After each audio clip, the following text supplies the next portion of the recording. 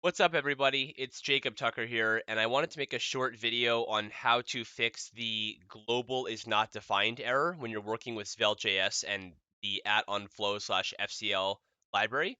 So Andrea from the Flow team actually found this fix. So thank you, Andrea, if you're watching this.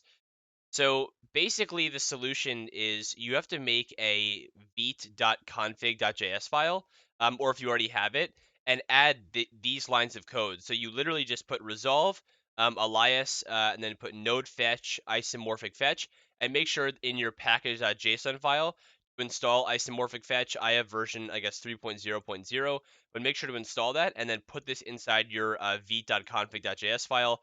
And if you go ahead and refresh the page, the error will no longer be there. Don't know if this is helpful. I hope it is. I've run into this problem like many times when I'm working with @onflow/FCL and Svelte.js. So it should be helpful. And yeah, that's all there is. So thanks for watching. Hope it was helpful. Bye.